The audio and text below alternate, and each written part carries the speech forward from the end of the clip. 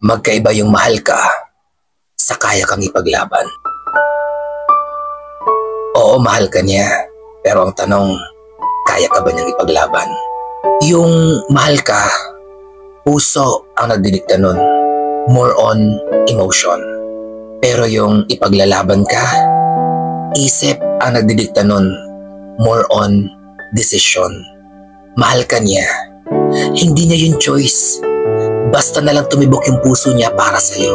Pero sa tanong na kung ipaglalaban ka ba niya, choice niya yon.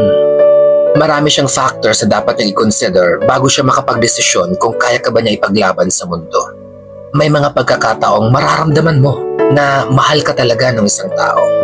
Ipapakita niya sa yung concern talaga siya sa'yo, pinagsisilbihan ka niya, at gusto ko talaga niyang paligayahin. At may mga pagkakataon pang ipaparamdam niya sa'yo na gusto ko talaga niyang makasama habang buhay. Ramdam mo lahat yon. Ramdam mong mahal ka niya.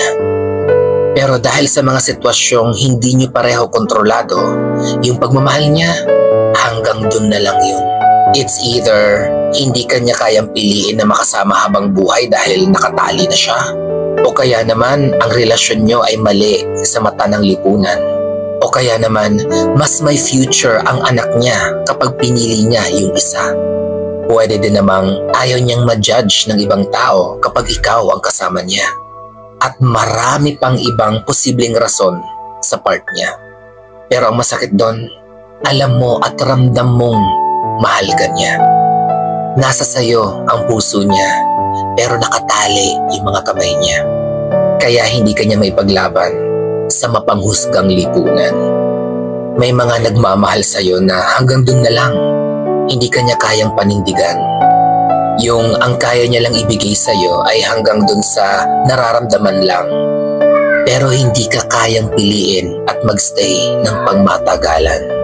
Kaya kung pipili ka na makasama sa buhay, hindi sapat na mahal ka lang niya. Piliin mo yung taong kaya ka din niyang ipaglaban sa iba. Yung taong hindi lang mag-stay sa moment ng kasiyahan. Yung sasamahan ka kahit sa kalungkutan. Masarap kasi sa pakiramdam yung hindi ka lang niya basta mahal. Yung alam mong kahit anong mangyari, lagi siyang nasa yung tabi. Yung parang ang lakas-lakas mo na kahit anong pagsubok, alam mong nandyan siya sa tabi mo. Pero in reality, yung pagmamahal, nabubuo sa simula. Pero sa tanong na kaya ka ba niyang ipaglaban, nangyayari yon sa dulo. Kaya pag mahal ka niya, it will complete you. Pero sa tanong na ipaglalaban ka ba niya, it will break you.